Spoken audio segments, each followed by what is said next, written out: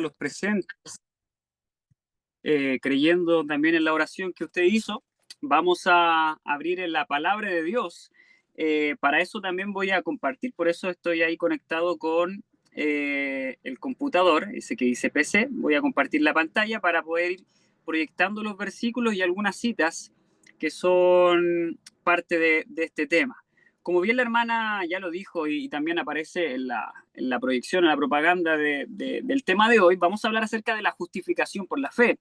No por casualidad, entiendo que este canal, este grupo, tiene por nombre Cristo nuestra justicia. Creo que el Señor va avanzando en cuanto a su mensaje, su evangelio que viene de la palabra de Dios y cómo este se ha ido presentando a través del mundo. Y con mucho agrado he visto cómo en habla hispana esto ha tomado muchísimo realce, al menos acá en Latinoamérica.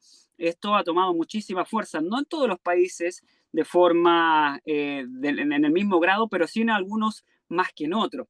Y eso ha hecho renacer, sin duda, las fuerzas espirituales de muchos de nosotros, aquellos que estudiamos la palabra de Dios. Bueno, para poder ir ahí compartiendo, vamos a ir viendo, en primer lugar, Apocalipsis capítulo 14, versículo 1 en adelante.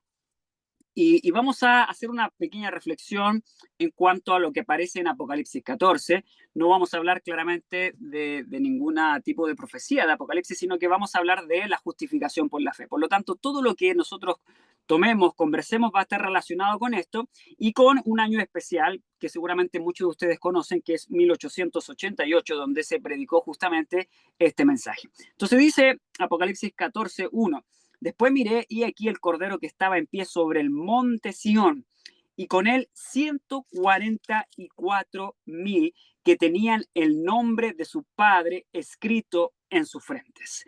Esto es algo fantástico, es algo espectacular, porque más allá del símbolo, más allá de la metáfora, más allá de lo que no pueda ser real, sino que más bien sea algo que explique algo más grandioso todavía, el hecho de tener en la frente, comprendiendo justamente lo que aparece en Apocalipsis 13, tener en la frente, en la mentalidad, en la conciencia, eso es lo que hay que tener claro, en la conciencia, en la mente, donde se toman las decisiones, donde el Espíritu Santo nos convence de pecado, donde nosotros podemos elegir como entes libres a Dios, o por otro lado, resistirlo también, donde nosotros elegimos, allí en la mente, dice el versículo, es donde está escrito el nombre de Dios, en la frente, dice acá, justamente en la parte de la cabeza donde se toma la decisión. Esto no es casualidad, la palabra de Dios nada toma al azar.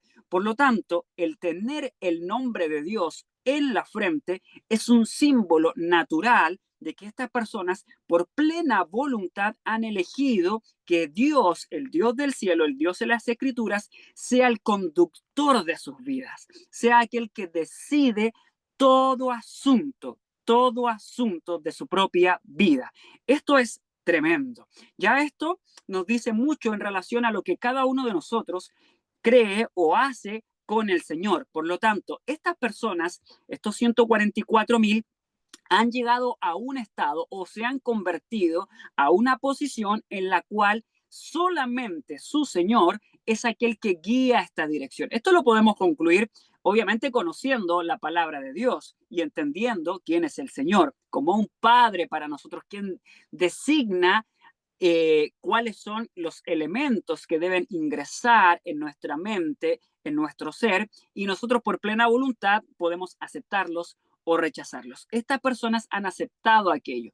Alguien puede decir, bueno, es una conclusión muy apresurada, pero tenemos el resto del capítulo para poder ahondar un poquito en eso. Dice el versículo 2, y oí una voz, dice, y oí una voz del cielo como estruendo de muchas aguas y como sonido de un gran trueno, y oí una voz de teñadores de arpas que tenían con sus arpas. Vamos a saltar al versículo 4, pero estos son los mismos elementos que cuando Dios habló allí en el monte Sinaí. Recuerdan que fue un sonido de una trompeta profunda, certera, grande, que a los israelitas, y no es que a todos, les produjo un tremendo y un profundo temor al enfrentarse, al estar cara a cara con el Dios del cielo, el Dios de la creación, el Dios que lo ha hecho todo. Entonces, ese Dios se presenta con gran manifestación y aquí comienza de alguna manera a manifestarse. Y dice el versículo 4, saltándonos un poco allí porque ahí está la reflexión. Dice, estos son, refiriéndose nuevamente a los 144,000, estos son los que no fueron contaminados con mujeres. No es necesario que entremos en un estudio bíblico, no es mi intención esa, sino que nosotros entendemos que mujeres está relacionado con otro tipo de doctrina, con otro tipo, no voy a decir iglesia, porque más bien es doctrina que es a partir de otro tipo de estructuras eclesiásticas, podríamos nombrar como una de ellas el romanismo, que tiene una importancia trascendental dentro de la misma profecía. Entonces, dice que estas personas no se contaminan con ninguna doctrina. No es que nunca lo hayan hecho, porque solamente Jesús es el único que no ha cometido pecado, sino que más bien la reflexión, y entendiendo eso también, que solamente Jesús lo ha hecho, entendiendo eso y poniendo eso como base, significa que el versículo nos está diciendo que estas personas han alcanzado también ese estado. Es decir, estas personas han alcanzado un punto que como Cristo Jesús, ellos también han decidido no aceptar y al mismo tiempo rechazar todo punto de doctrina diferente a la palabra de Dios. Diferente a la palabra de Dios. ¿Se acuerdan cuando en la iglesia de Éfeso Jesús le dice, a este caso a Juan, le dice, y tengo algo contra aquellos que se han contaminado un poco, perdón, en la iglesia, sí, si mal no me equivoco, en la iglesia de Éfeso, cuando le dice, con la doctrina de este caso, de los nicolaitas.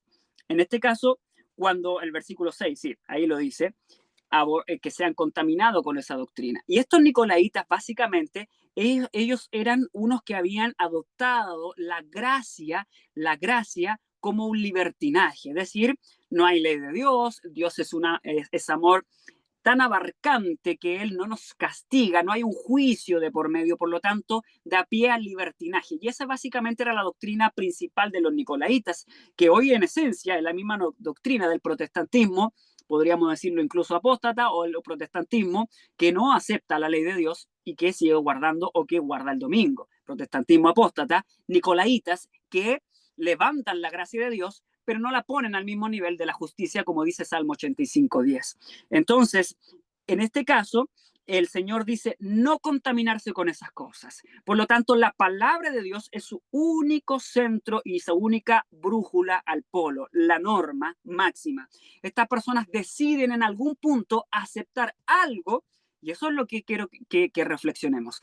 Hay un elemento o hay elementos o hay algo, hay un poder superior que hace que estas personas que en algún momento aceptaban otras doctrinas, que tenían vidas en las cuales no estaban completamente en armonía o directamente no estaban en armonía con el Señor y que ahora no se contaminan con otras cosas.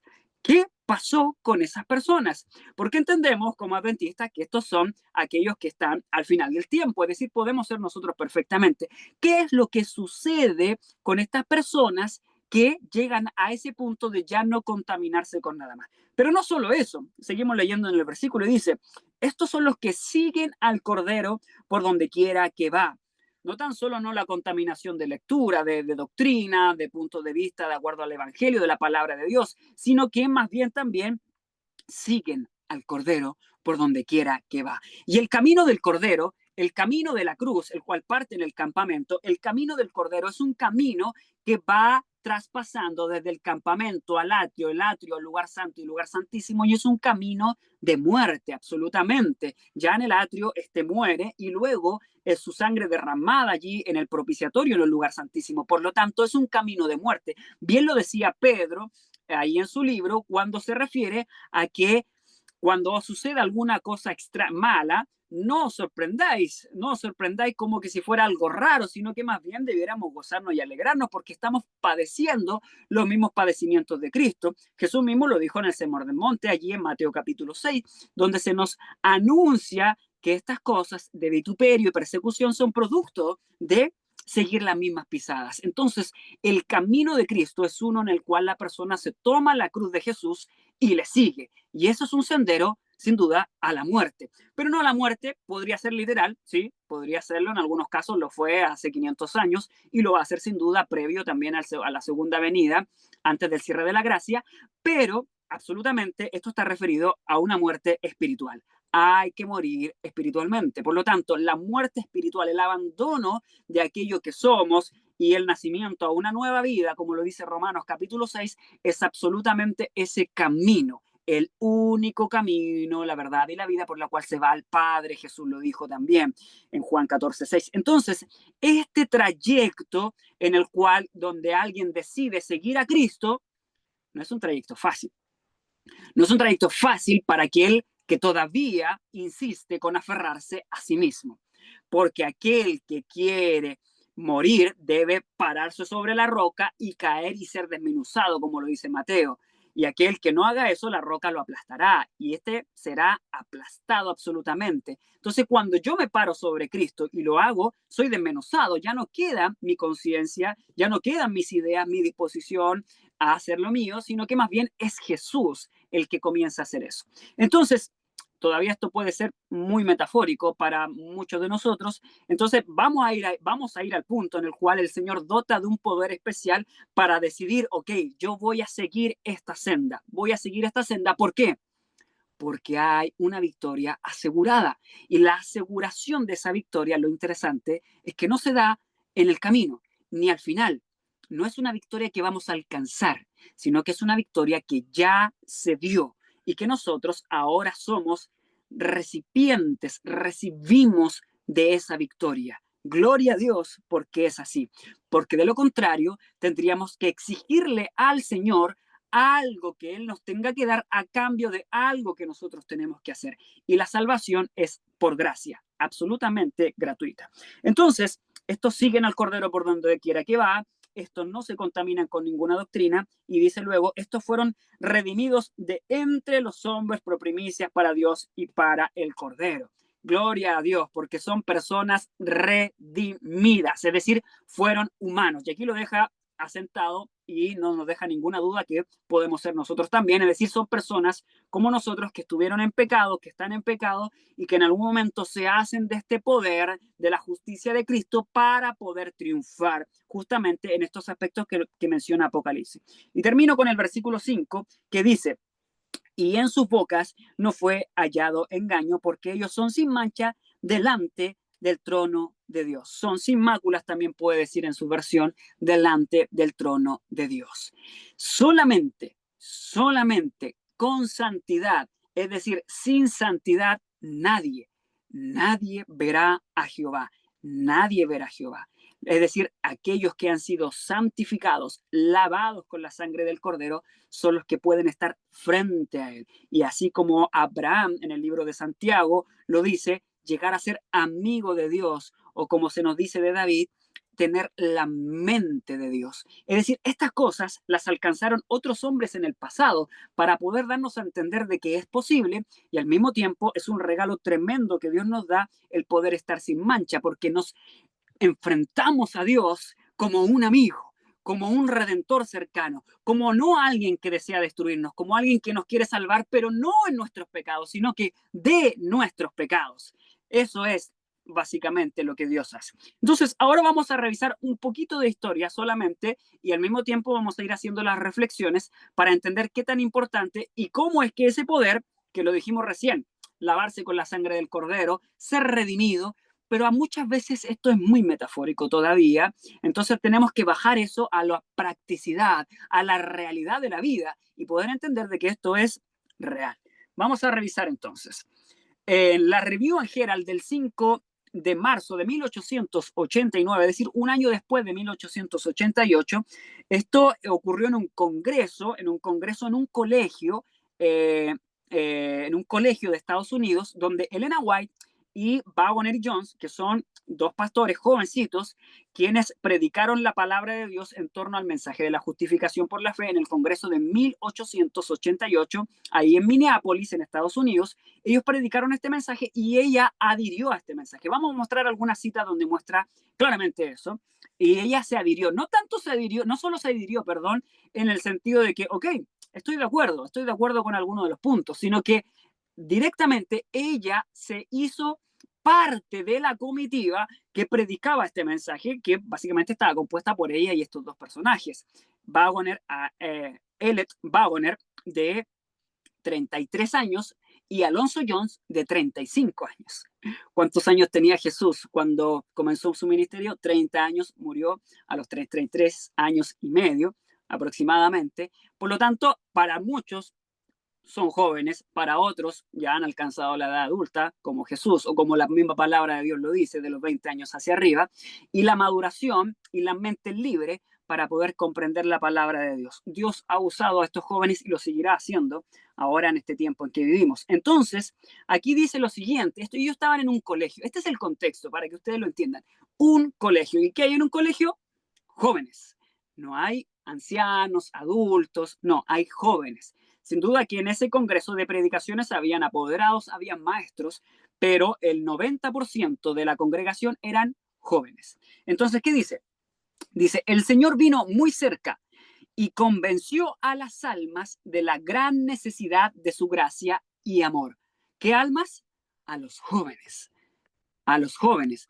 Los jóvenes son los jóvenes son los inconvencibles, los jóvenes son los que rechazan hoy día el Evangelio, están más dados al libertinaje, los jóvenes son los que se retiran de la iglesia, los jóvenes son los que nos cuesta retener y hacemos esfuerzos para poder retenerlos en nuestras iglesias o en el Evangelio.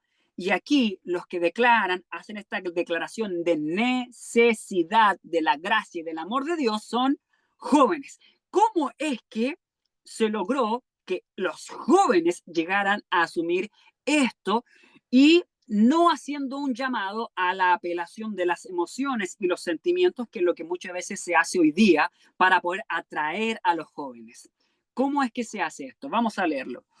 Sentimos la necesidad de presentar a Cristo. Sentimos la necesidad de presentar a Cristo. ¿Pero a qué Cristo? Esto fue lo que se le presentó a los jóvenes y ellos despertaron a ese llamado. Dice, no como un Salvador que estaba lejano, sino cercano al alcance de la mano. Desde 1844 a 1888 habían transcurrido 40 años de iglesia, entendiendo que la iglesia se conformó en 1863, 1864 en adelante como conferencia general, pero en el fondo ya entendemos que de 1844 Dios reveló y fue estableciendo las bases para esta iglesia que existe hoy día. Entonces, habían pasado 40 años. Entonces, alguien puede preguntarse, yo puedo preguntarme, ¿acaso Elena de White, durante 40 años, donde Dios había revelado tras revelado, cosa tras cosa, visión tras visión, su gloria tras su gloria, durante esos 40 años, Dios había sido lejano para ella? Claramente que no, no había sido lejano. Entonces, ¿qué sucede? Que ella termina declarando, ok, basta de presentar a un Cristo lejano, sino un Salvador cercano, tan cercano como al alcance de la mano, es decir, ahí mismo, donde termina el brazo, al alcance de la mano. ¿Qué diferencia había entre todo lo que había sucedido 40 años antes, sin merecer absolutamente nada de aquello, hasta ese momento en 1888 y en este caso un año después, donde ellos ya estaban predicando lo que habían experimentado en aquel año en particular? Entonces, hay algo profundamente importante que el Señor dejó en aquel año, 1888, en torno al mensaje de la justificación por la fe, que abre las escrituras, que abre la palabra de Dios y exalta a Cristo Jesús. Hoy día muchos, no solo los jóvenes, esto es la realidad de los jóvenes, pero yo creo que es la realidad de la iglesia en general. Leemos la palabra de Dios y nos cansamos, no entendemos, no sabemos por dónde comenzar, comenzamos en alguna parte y nos cansamos. Entonces, el no tener la palabra de Dios en la mente o en el corazón, sin duda que atrofia todos los otros elementos del ser, porque es la palabra la que vivifica. Jesús mismo dijo, yo soy el camino, la verdad y la vida. La palabra es la vida. Entonces, no habiendo vida en la persona, que es la palabra comienza a desaparecer y la persona comienza a menguar o a morir poco a poco hasta que termine en la ruina absoluta.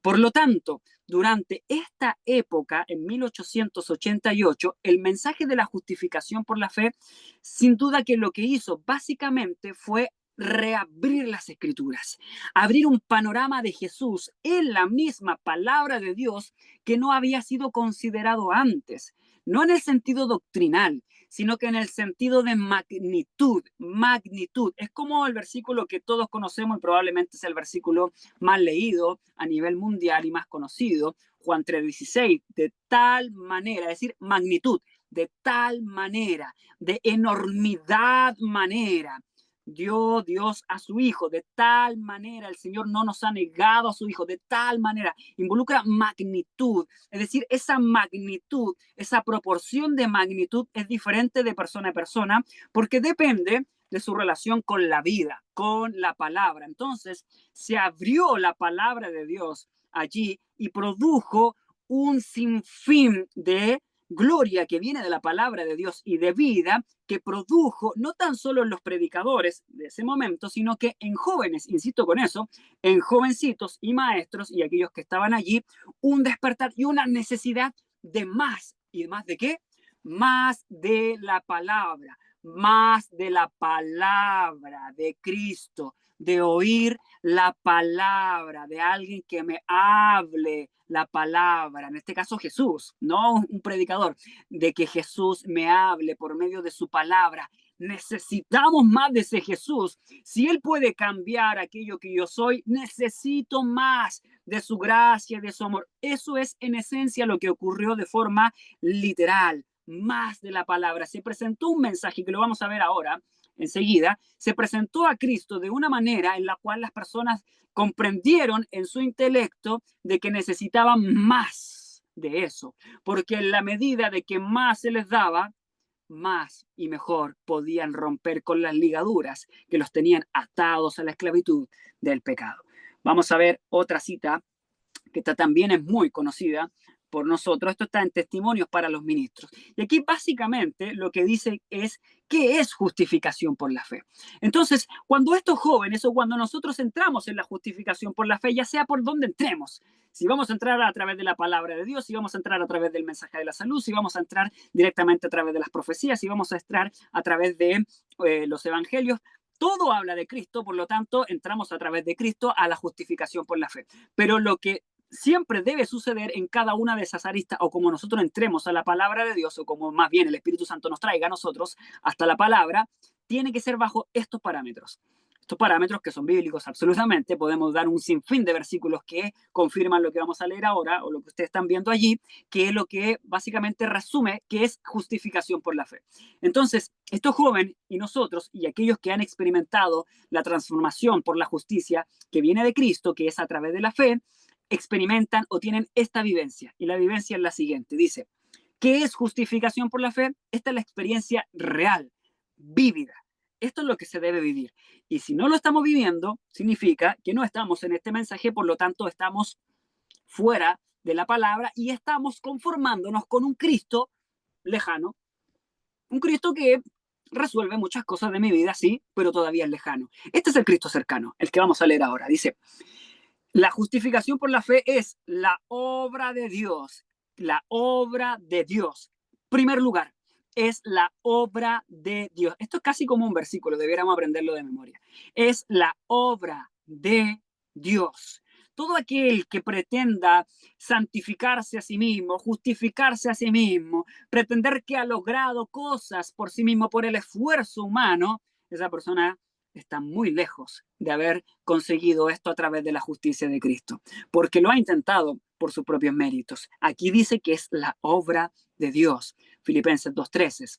Él da el querer, como el hacer, por su buena voluntad. Es decir, el Señor es el que da los elementos. Por ejemplo, Juan 16 habla del Espíritu Santo y la obra que él hace, convencer de pecado, justicia y juicio. Y yo me pregunto a aquellos cristianos o aquellas personas, perdón, que no conocen a Dios y sienten en su mente que matar es malo, que golpear es malo, que decir una mala palabra es malo, y nunca han leído eso, y nunca lo han sabido, nunca han ido a una iglesia, y lo saben que es malo.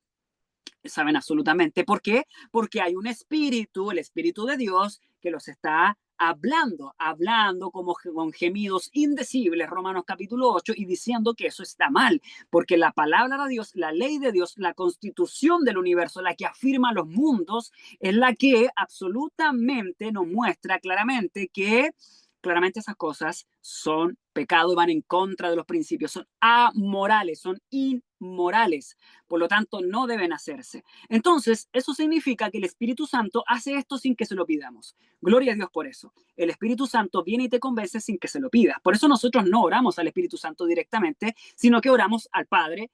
Oramos al Padre en el nombre de Jesús. Y el poder del Espíritu Santo es con el cual se hacen estas cosas. Básicamente así es como funciona. Es una matemática perfecta, la matemática del cielo, donde el Espíritu Santo, dice Juan 16, Él me glorificará porque tomará de lo mío. Es decir, el Espíritu Santo, su función es tomar los atributos de Cristo y entregártelos. Tomar los atributos de Cristo y entregártelos. Eso hace el Espíritu Santo.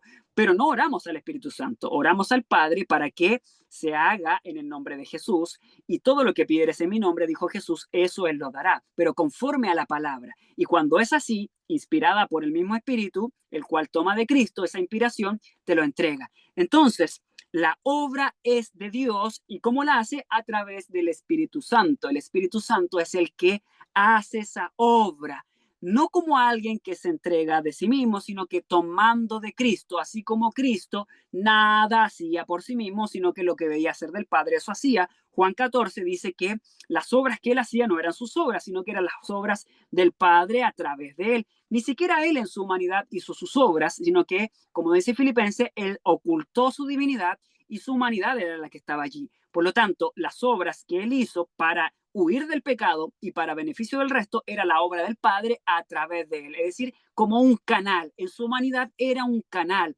¿Cómo es que nosotros podemos proyectar también la gloria de Dios como un canal? El Espíritu Santo toma de Jesús, lo entrega y se vacía. Juan 3, 3:37, si mal no me equivoco, o 7:30, si es que mal no me equivoco, dice que de nuestro interior correrán ríos de agua viva. 7:38 era. El que cree en mí, como dice la Escritura, de su interior correrán ríos de agua viva. Por lo tanto, correrá, vendrá de Jesús, tomado por el Espíritu de Dios, y ese poder viene desde el interior y sale para afuera. Serás como una fuente de vida eterna que salte para vida eterna, le dijo a la mujer samaritana, cuando esto esté en tu interior. Entonces, insisto, es una obra absolutamente de Dios. ¿Qué significa esto? Que no hay que hacer nada más. Ese es el argumento contrario que siempre aparece. Sigamos leyendo. Dice, es la obra de Dios que abate en el polvo la gloria del hombre. Segundo elemento, abate en el polvo la gloria del hombre. Tenemos que morir. Tenemos que morir. Tenemos que morir. Tenemos que morir. Juan el Bautista dijo, después de mí viene uno más poderoso que yo, del cual no soy digno de desatar la correa de su calzado. Yo a la verdad vine bautizando con agua, pero después de mí viene uno, el cual os bautizará con el Espíritu y con fuego. Ese fuego quema. Vaya que quema. El fuego que uno puede prender en un fósforo, un cerillo o en un palito, uno lo prende y duele. Si uno se quema una puntita de un dedo, vaya que duele.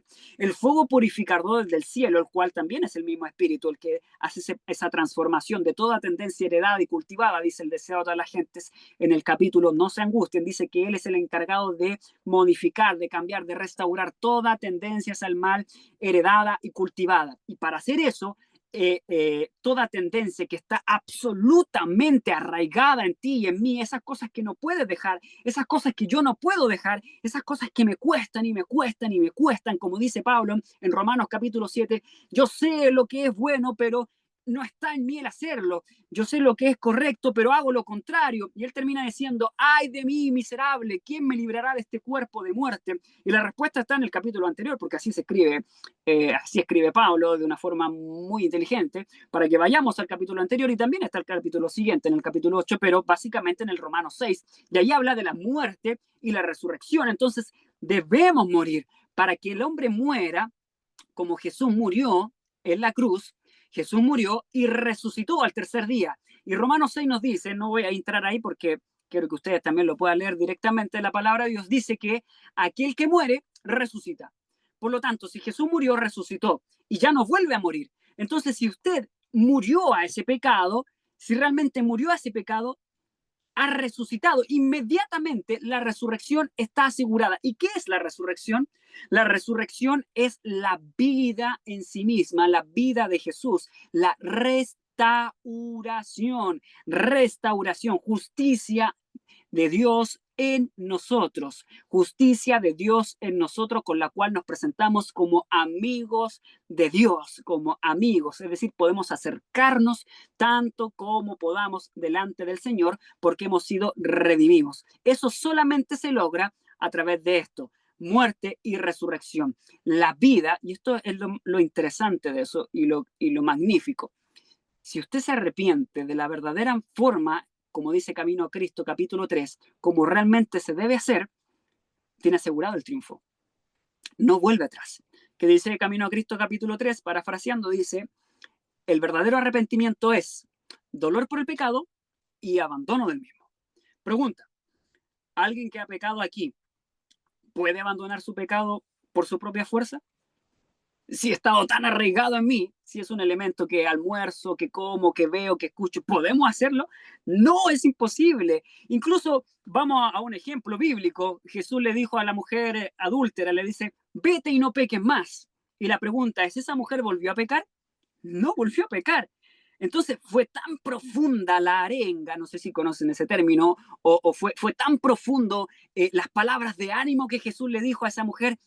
Mujer, trata de no hacerlo de nuevo, por favor, te animo a que no lo hagas de nuevo. Es tan profunda ese ánimo que Dios le da al corazón de la mente de esta mujer que ella dice, wow, me siento animada y ahora voy a tratar de no hacerlo más. O realmente, como dice Camino a Cristo y como la Escritura nos está demandando, cuando la persona muere a su pecado, hay un dolor por el pecado, ha entendido la profundidad de que esto ocurre, Dios dota de un poder a la persona para nunca más volver a hacerlo. Porque esta mujer no podía hacerlo por sí misma y a pesar de eso, ella no lo hizo nunca más. ¿Cómo lo hizo? ¿Cómo lo logró? Lo logró porque fue dotada de un poder sobrenatural. Sobrenatural, que decía al principio de la cita, es una obra de Dios. Si quieres vencer, si quiero vencer, hazte del poder sobrenatural. ¿Cómo se obtiene eso? Bajo el verdadero arrepentimiento. Esto es fácil de saberlo. Nos conocemos de alguna manera o pidámosle a Dios que nos ayude a conocernos. Porque dice Camino a Cristo en el mismo capítulo, dice lo siguiente, dice que el falso arrepentimiento es un miedo a las consecuencias. Entonces, si nos arrepentimos por miedo a las consecuencias, está claro que es un falso arrepentimiento. El verdadero arrepentimiento es el arrepentimiento de Miriam. ¿Se recuerdan? Miriam, ok. Entendemos que te arrepentiste por tu pecado, por hablar mal de tu cuñada, por decir estas cosas contra Moisés y contra Dios, obviamente. Entonces, pero tienes que asumir las consecuencias y te vas a ir 7 días afuera del campamento. Que había fuera del campamento fieras, hambre, sed, frío, calor, etcétera, etcétera, etcétera. O sea, la muerte estaba asegurada ya si es que Dios no la protegía. Entonces, Miriam, el verdadero arrepentimiento involucra también aceptar las consecuencias. Eso es verdadero arrepentimiento. Comprendo, hay dolor por el pecado, por lo que le hice al otro, por lo que estoy haciéndome en contra mía, mi cuerpo, si se trata de alimentación o algo que yo hago en mi vida diaria, algún tipo de hábito, no todo es alimentación, hay muchos otros aspectos, y también, por supuesto, el daño que le causó a Dios porque soy propiedad suya. Entonces, ese dolor profundo, Dios lo hace entender a través del Espíritu Santo. Dios da el arrepentimiento correcto. Y cuando eso sucede, asegurado el triunfo. Porque muerto el pecado, la resurrección está asegurada. Gloria a Dios. Así es como funciona el Evangelio en realidad. Entonces, cuando la persona se abate en el polvo, la gloria del hombre, Dios triunfa y la persona triunfa, es redimida. Entonces, nuestra gloria debe ser abatida, quebrantada, aplastada, machacada. La gloria del hombre debe ser aplastada absolutamente, fuera el orgullo. Y dice finalmente, ok, entonces alguien dice, ok, busco a Dios, que Dios haga todo en mí y me someto a Él completamente y que ese poder se magnifique y ahora lo que antes hacía ya no lo hago. Y luego alguien puede volver sobre la misma y decir, bueno, y ahora ya no se hace nada más. Y ese es un mensaje que algunos predican contradiciendo el mensaje de la justificación por la fe. Pero fíjese lo que dice luego el texto, no termina ahí. son tres cosas. Primero es la obra de Dios, luego que abate en el polvo la gloria del hombre, y en tercer lugar dice, y hace por el hombre, por lo que no puede hacer por sí mismo. No solo se trata de obra misionera. Algunas personas creen que con hacer la gran comisión lo estamos cumpliendo todo, pero la gran comisión no se puede hacer correctamente, o no se debe hacer, creo yo, no se debe hacer sin tener asegurada la victoria, es decir, con el poder de Dios. Es decir, dejemos de dar aletazos al viento, como que, bueno, con lo que logremos para la honra de Dios está bien. Tenemos un poder al alcance de la mano, más cercano de lo que pensamos, que es Cristo Jesús, más cercano de lo que pensamos, lo tenemos allí al alcance de la mano. Hagámonos de ese poder, y con ese poder la obra misionera o la gran comisión tendría un éxito descomunal en la vida del evangelio y del mundo. Y sin duda que Jesús viene. No por nada, no tengo esta cita acá, pero es cosa que ustedes sigan leyendo acerca del mensaje de 1888. Y una de las citas célebres, que creo que está en esta Biblia, no creo que la encuentre tan rápido, pero una de las citas célebres apunta y habla acerca de que el mensaje de la justicia de Cristo trae la lluvia tardía. El mensaje de la justicia de Cristo es la lluvia tardía, y por lo tanto derrama o trae consigo al ángel de Apocalipsis 18, el mensaje de la gloria de Dios que aparece en Apocalipsis 18, de este ángel poderoso que clamaba en alta voz, donde él hace una declaración en alta voz, y como un sol de justicia se presenta en la tierra con gran poder. Este es el último mensaje que Dios da a la tierra previo al cierre de la gracia, y la justicia de Cristo es la que propicia eso. ¿Por qué? Porque obviamente transforma al remanente, y el remanente ahora, con el poder de Dios, la lluvia tardía, que es la que madura el grano, es decir, la que hace por el hombre lo que éste no puede hacer por sí mismo, la maduración del grano, viene y la obra de Dios se lleva a cabo. ¿Se fijan o se van dando cuenta de la importancia? En Manuscritos 437 de 1890 dice, varios me han escrito preguntándome si el mensaje de la justificación por la fe es el mensaje del tercer ángel. Y yo he contestado, y creo que ya lo entendemos, es el mensaje del tercer ángel en verdad. Gloria a Dios, gloria a Dios. Porque el mensaje de la justificación por la fe no es una declaración. Y podríamos comenzar diciendo, en cuanto a Apocalipsis 14, el mensaje del tercer ángel, y vi volar en medio del cielo y pararnos en una plaza y comenzar a predicar esto, casi como una oración o una poesía. No, el mensaje del tercer ángel es una experiencia viva, real. Solo un ejemplo de esto está allí en el versículo 7, donde dice, y temed a Dios y dadle gloria. Primera de Corintios 6, 19 y 20 dice que la gloria a Dios se da en el cuerpo, es decir, en la frente, en la mente, como leíamos delante de los 144.000, en la mente, en el cuerpo, en el espíritu, se da en todo el ser. La glorificación es en el cuerpo, es decir, con lo que hacemos, con los hábitos. Por eso el Espíritu Santo debe romper con esas tendencias, debe transformarnos. Él a nosotros, no nosotros intentar hacerlo, porque es imposible. Entonces, rompiendo con eso, nosotros podemos dar gloria a Dios en el cuerpo y decir, como dice el versículo, temed a Dios y darle gloria. Nadie puede pronunciar y predicar este mensaje que no esté viviendo, por ejemplo, un estilo de vida saludable. Nadie puede dar gloria a Dios con el mensaje del tercer ángel. Nadie puede hablar de justificación por la fe en el sentido de poder decir, ok, esto es lo que debemos vivir, y ustedes no lo están haciendo, si es que no, en su interior no hay un deseo profundo también de ser transformado, porque si no, no tiene ningún sentido. La predicación del evangelio, en primer lugar, es para quien lo predica, y luego también para aquellos que están escuchando. Por lo tanto, en este sentido, el mensaje del tercer ángel es una experiencia absoluta, real, vívida para todos aquellos que viven en el tiempo del fin. Por eso existe una resurrección especial en torno a esto. Todos los que vivieron el mensaje del tercer ángel, todos los que vivieron el mensaje del tercer ángel. ¿Y qué es el mensaje del tercer ángel? Justificación por la fe. Todos los que fueron transformados en torno al mensaje de la justificación por la fe, esos son los que son resucitados y que han muerto en esa resurrección especial previo a la segunda venida. Ahora, ¿Cuáles son los alcances? Aquí solamente estamos planteando algunas bases. Yo sé que muchos de ustedes conocen esto, tal vez la mayoría conoce esto, pero son solo bases que no deben moverse.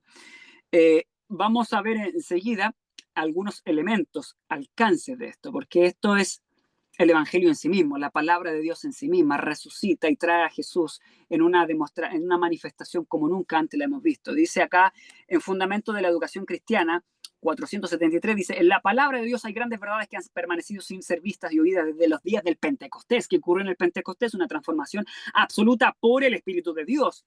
Por lo tanto, que deben brillar en su pureza primitiva, debemos volver a las sendas antiguas. El Espíritu Santo revelará a aquellos que amen verdaderamente a Dios, verdades que se han eclipsado de la mente, que se han permanecido ahí, ocultas, no porque la mente sea muy difícil de entender, sino que más bien porque nos creemos ricos y no queremos comprender.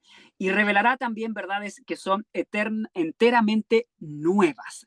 Nuevas en el puro y estricto sentido de magnitud de poder, porque entendemos claramente que la justicia de Cristo es una construcción absoluta de unificación de la palabra de Dios en todos sus términos, de una exaltación de Jesús, del Cordero de Dios, que quita el pecado del mundo, como dos cosas, que lo vamos a leer enseguida, como sustituto y como garante. No solo sustituto, esto es para el mundo protestante, solo sustituto, gracia, sino como garante, que es justicia, gracia y justicia unidas. ¿Se acuerdan de Melquisedec?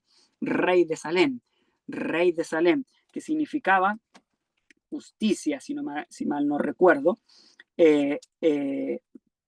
paz, y su nombre, Melquisedec, significaba justicia.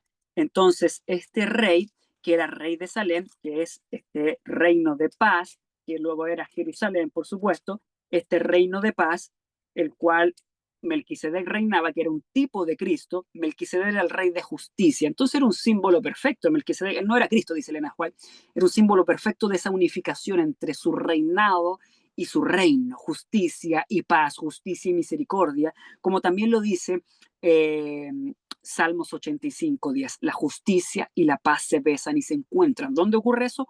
En la cruz, en el sacrificio perfecto. No solamente misericordia, absolutamente sí, gloria a Dios por la tremenda misericordia que Dios nos ha tenido, por eso estamos aquí todavía, pero la justicia está al mismo nivel.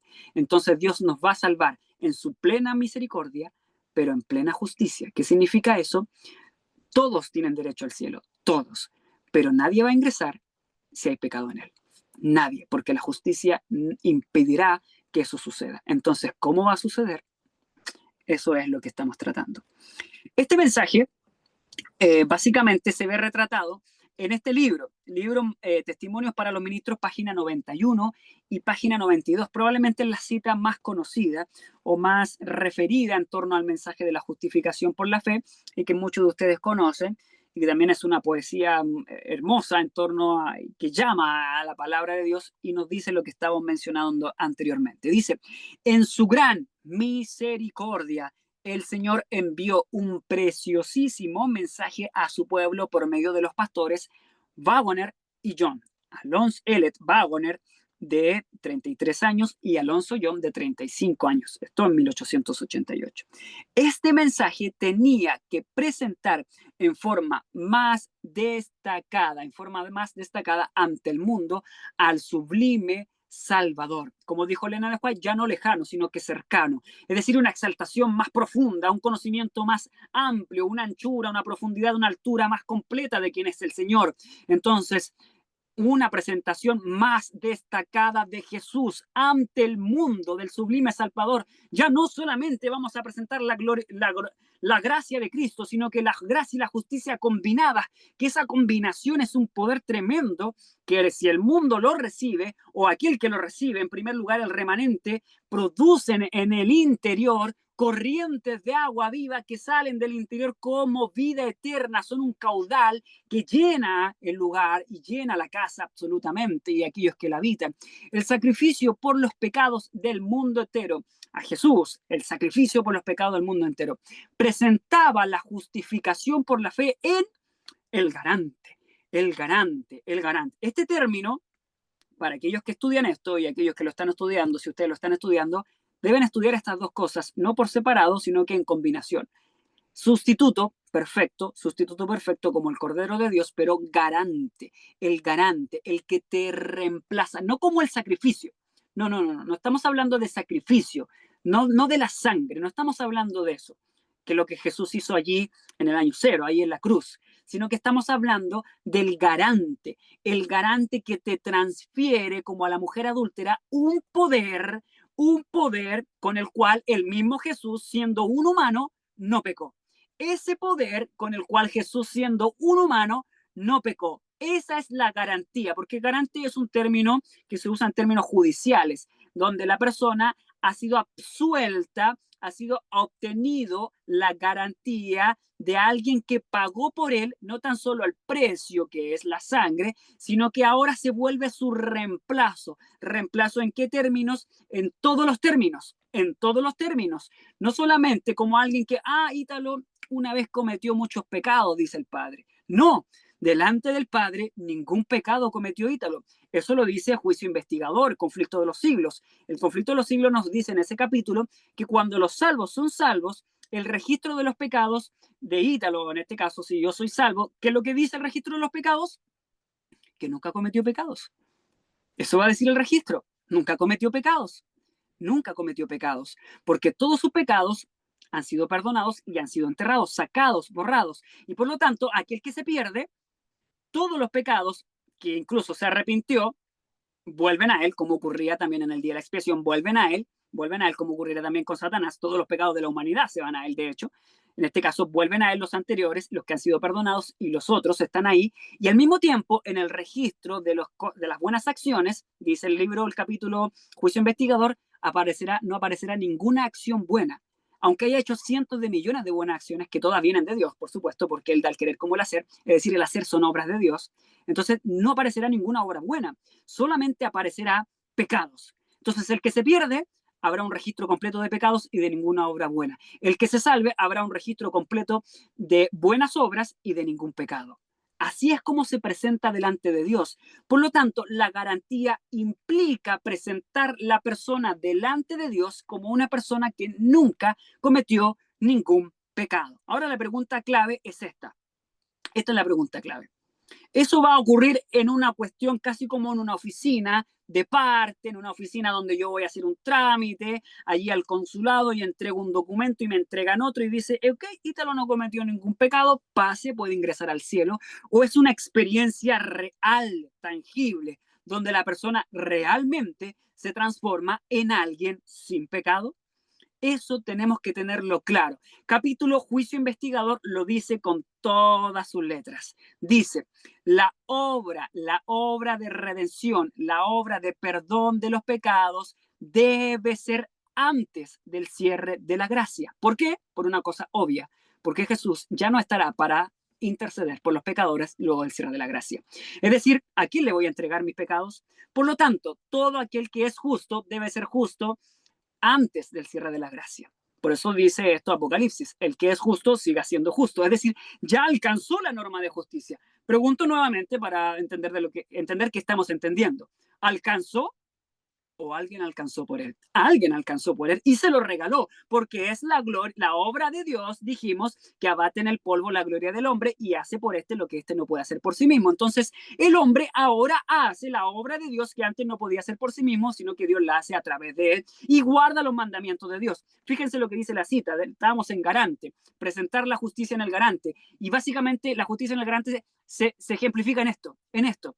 Invita a la gente a recibir la justicia de Cristo, que se manifiesta ¿de qué forma? En la obediencia a todos los mandamientos de Dios. Eso es ser justo. Obediencia absoluta a los mandamientos de Dios. No se puede ser justo sin obediencia a los mandamientos. La norma es alta. Por eso se habla del sello de Dios como el sábado. Pero Evento de los Últimos Días nos habla también de que el sello de Dios es obtener el carácter de Cristo. En realidad es la misma cosa, porque la ley de Dios es el carácter de Cristo. Por lo tanto, en este sentido, la obediencia a los mandamientos es la norma que alcanza el que es salvo. La única forma de llegar al cielo es guardando los mandamientos completamente. Y hemos entendido con algunos ejemplos y con lo que hemos leído que nosotros no podemos guardarlo, sino que es la obra de Dios que abate en el polvo la gloria del hombre y hace por lo que no puede hacer por sí mismo. Dios hace que tú guardes los mandamientos. ¿Cómo lo podemos hacer de forma práctica? Si alguien todavía se pregunta eso, ve a Jesús y dile: Jesús, dame tu obediencia, la obediencia con la cual tú triunfaste sobre el pecado, siendo un humano, porque en el cielo no hay uno que no nos conozca, no hay uno que no ha experimentado nuestras dificultades, sino que a uno que ha experimentado exactamente tu misma experiencia. Eso dice el libro de Hebreos capítulo 3 y capítulo 4, porque en cuanto él mismo padeció siendo tentado, es poderoso para socorrer a los que son tentados. Entonces, él teniendo la misma experiencia, siendo ese pariente redentor, un humano ahí en el cielo está intercediendo, un humano es Dios, pero también es ser humano 100%. Entonces, ese que vivió esa misma experiencia, debes pedirle esa obediencia con la cual él también se la pidió al Padre. Camino a Cristo, capítulo 11, dice que la oración para Jesús era todo para él. ¿Cómo Jesús venció la tentación? Orando, orando, orando, pidiendo el poder del Padre toda la noche si era necesario. ¿O acaso era una actuación? ¿Era una actuación? Jesús dijo: bueno, así voy a orar toda la noche a ver si los discípulos se dan cuenta que así es como hay que hacerlo. No, claramente que no, sino que él sentía la necesidad del poder de Dios porque era débil en la carne era débil, la carne humana, la cual él recibió era una carne humana 100%, entonces esa carne necesitaba del poder de Dios. Por eso dice Juan capítulo 14 que las obras que él hacía no eran de él, sino que del Padre a través de él. Y en ese sentido Jesús es un garante. Ahora tú le puedes pedir a Cristo que te regale la misma obediencia porque él lo experimentó absolutamente. Si hay algún pecado que Jesús no pueda redimir, significa que no es nuestro Redentor. Jesús nos puede salvar en todas las cosas, en todas las dificultades y mayores que esas, absolutamente, lo dice el deseo de todas las gentes. Pero el Señor es nuestro Salvador para guardar los mandamientos de Dios por precepto y ejemplo. Si alguien hoy día habla de no guardar los mandamientos o que no es obligación, eso es blasfemia. Blasfemia, absolutamente. Si alguien tiene problemas con decir: ustedes que hablan de guardar los mandamientos, eso es blasfemia. La palabra de Dios enseña a guardar la ley de Dios. De otra forma, ¿para qué enseñamos, para qué hacemos un estudio bíblico como la fe de Jesús, donde enseñamos a guardar el sábado y a llevar a los hermanos a la iglesia en el día sábado, si en realidad no creemos que se puede hacer? Lo enseñamos porque la palabra de Dios nos muestra que esto es lo que debemos hacer. Mostrarle a las personas de que la ley de Dios se puede grabar en sus mentes porque Jesús es el que lo hace. Este es el mensaje que Dios ordenó que fuera dado al mundo. Es el mensaje del tercer ángel que ha de ser proclamado en alta voz y acompañado por el abundante derramamiento. Aquí lo dice, acompañado por el abundante derramamiento del Espíritu Santo. Es decir, esto ocurre, el mensaje de la justificación por la fe trae la lluvia tardía. Por eso decía la cita anterior que, así como los días del Pentecostés, la lluvia tardía viene con el mensaje de la justificación por la fe. ¿Qué viene luego de la justificación por la fe y la lluvia tardía? El poder del ángel de Apocalipsis 18, que viene juntamente con eso, el cierre de la gracia y luego la segunda venida. ¿Se dan cuenta de lo que estamos hablando? Es decir, si nos hacemos de ese poder de Dios, si nos volvemos a su justicia, si recibimos esto por absoluta voluntad, si deseamos renunciar a lo que somos, Jesús viene. Jesús viene. Gloria a Dios por eso. Vamos a leer rápidamente algunas de las explicaciones. Esta es una imagen de Elliot Waggoner y algo de lo que él predicó. Dice: el apóstol Pablo, habiendo mostrado que todos pecaron y están destituidos de la gloria de Dios, Romanos 3:23, esto es absolutamente claro, de manera que por las obras de la ley ninguna carne será justificada delante de él. Claro, eso es lo que está diciendo Pablo, de alguna manera. Aquí él une dos versículos para hacer esa explicación. Nadie puede ser salvo por sus propias obras porque todos hemos pecado y todos estamos destituidos de la gloria de Dios. Por lo tanto, por las obras, nadie puede alcanzar justicia. Entonces, declara que somos justificados, hechos justos gratuitamente por su gracia. Romanos 3:24. Entonces, ¿cómo se obtiene la justicia? Como un regalo. Si no es por la obra, es como por un regalo. Es por un regalo. Tú lo obtienes por un regalo, absolutamente. Es cierto que Dios de forma alguna tendrá por inocente al culpable. Dios no va a hacer eso. Su misericordia no es tan absurda, podríamos decirlo así, como para tu pecadito es muy chiquitito, no, entra nomás, sin nadie, yo nomás lo sé, no pasa nada. No, él no tendrá por inocente al culpable, por muy minúsculo que sea este pecado. No podría hacerlo y seguir siendo un Dios justo. Claramente, no podría ser siguiendo un Dios justo, porque la justicia y la misericordia se encuentran en un solo Dios, están unidas en él, inseparables. El romanismo y el protestantismo apóstata han separado esto, el romanismo presentando la justicia como una cosa severa y el protestantismo apóstata como un libertinaje. Por un lado, libertinaje y por otro lado, una justicia absolutamente severa. Estas dos cosas tienen que estar unidas. Ese es Jesús. Pero hace algo muchísimo mejor, dice acá, va a poner, quita la culpa de tal suerte que quien había sido culpable no precisa ya ser absuelto, es justificado y considerado como que si nunca hubiese pecado, lo que dice el conflicto de los siglos. Claramente, el conflicto de los siglos es una visión posterior a lo que Wagner predica acá y escribe. Entonces, claramente aquí se nos está mostrando de que la única forma de alcanzar la justicia es por un regalo y que Dios transforme la vida del pecador para que éste pueda presentarse delante de Dios sin ningún pecado, porque ha asumido la vida de Cristo en él. Ya no vivo yo, sino que más bien Jesús vive en mí.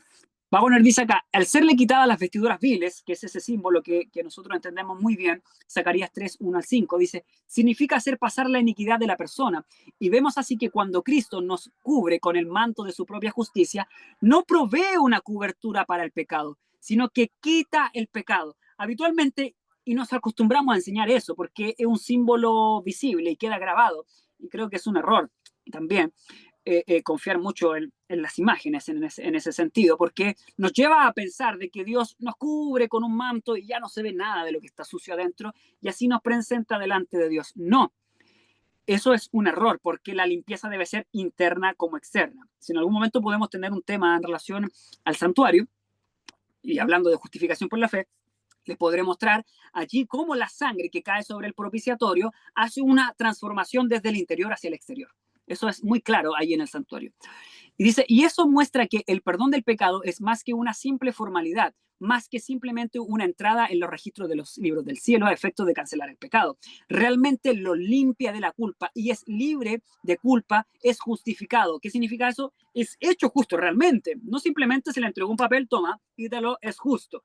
Pero en realidad Ítalo no es justo, sino que es un certificado que dice que es justo, pero no lo es. No, Dios tiene que transformarte a justicia, debe ser justo como Él es justo. Ha experimentado ciertamente un cambio radical y es así el perdón pleno y gratuito de los pecados contiene en sí mismo ese maravilloso y milagroso cambio conocido como el nuevo nacimiento. Y volvemos al inicio de lo que estábamos enseñando. Es tener un corazón nuevo y limpio. Alonso John nos dice acá, justificación por la fe es justicia por la fe, justicia judicial, es decir, una justicia que imploramos a veces hacia el mundo, justicia por la fe, ya que justificación es ser declarado justo. Justificación por la fe, por tanto, es justificación que viene por la palabra viva, porque ¿de dónde viene la fe? De la palabra, como un don, que viene por la palabra viva. La palabra de Dios lleva en sí misma su cumplimiento. La palabra de Dios pronunciada por Jesucristo es poderosa para llamar a la existencia aquello que no existía antes de ser emitido. Esto es maravilloso, porque en el fondo el mundo estaba desordenado y Dios dijo que se haga, que se haga. No es que lo pensó, no, eso no dice la Biblia.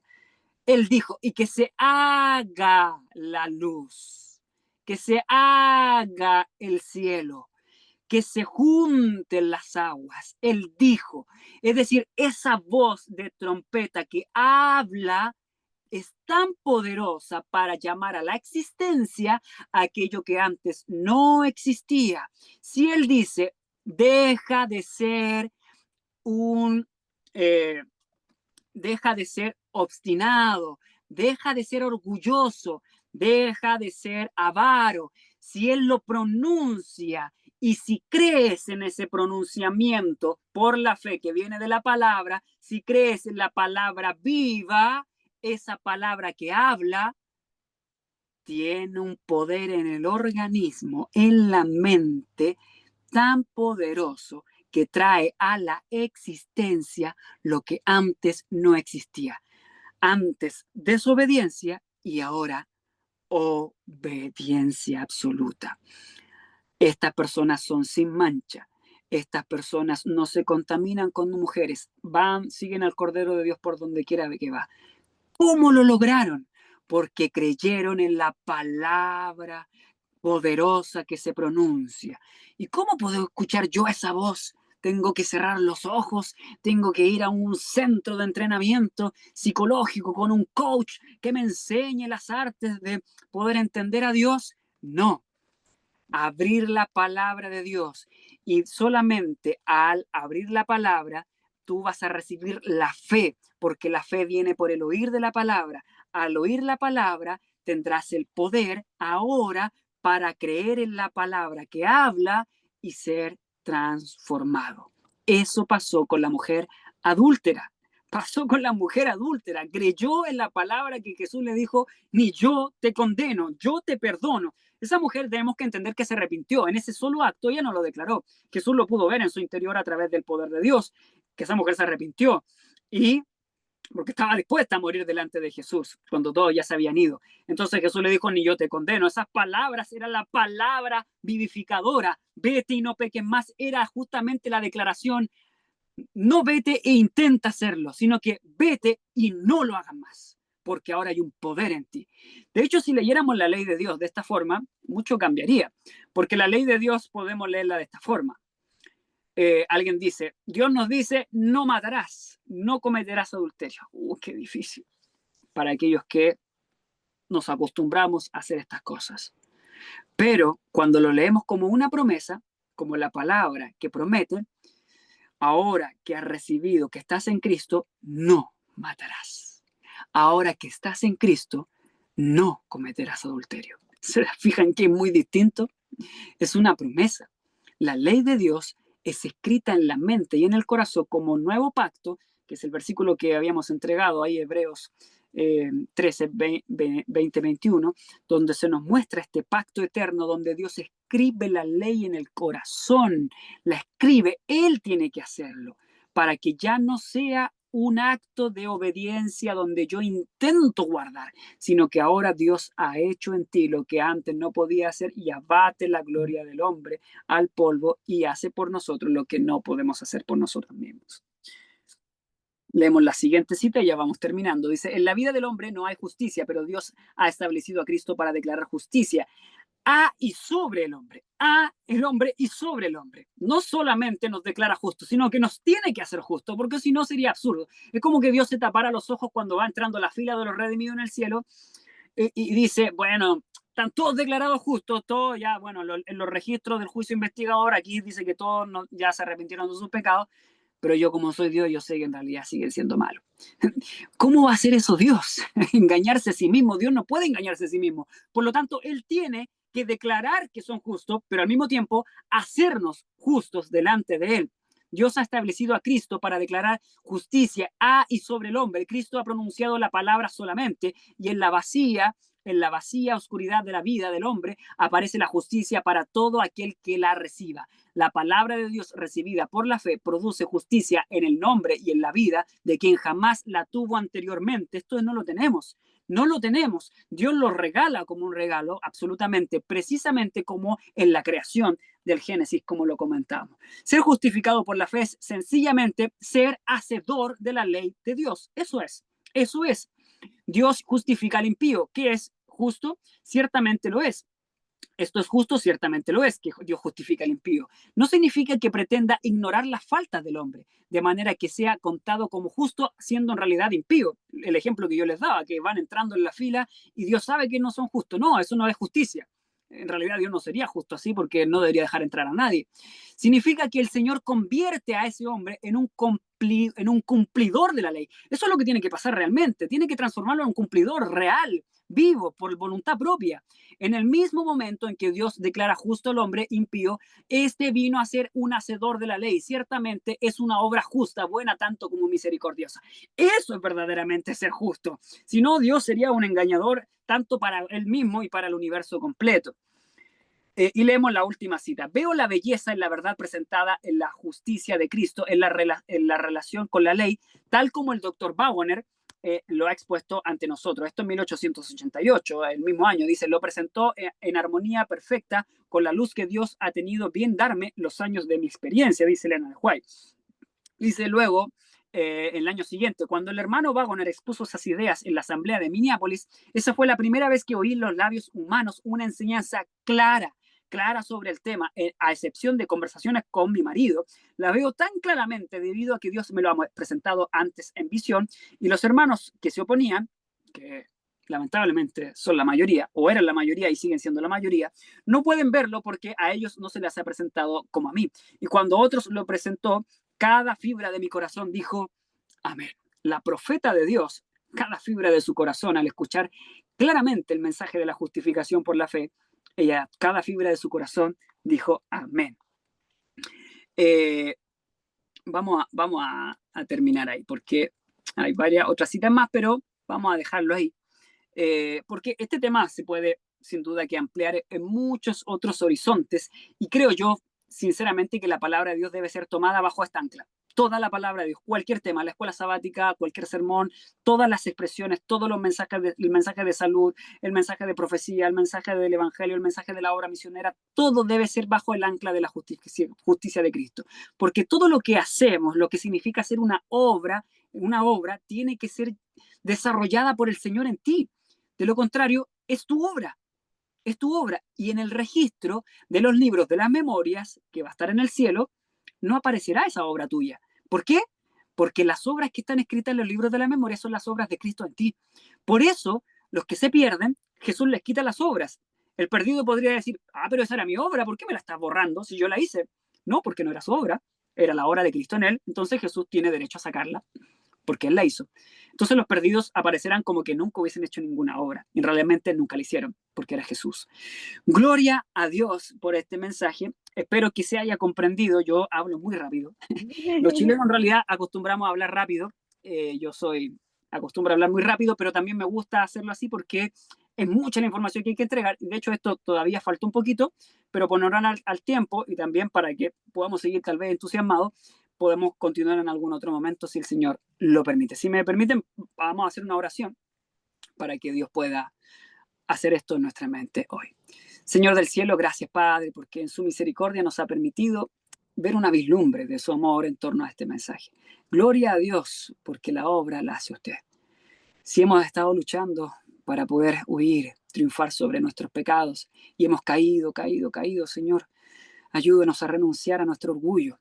Ayúdenos, Señor, que la obra de Dios se haga en nosotros para que seamos abatidos en el polvo y entender que es usted el que hace la obra. Gloria a Dios, porque se nos ha presentado así en este momento. Le pedimos que esto pueda ser posible en los hermanos, en el nombre de Jesús. Amén.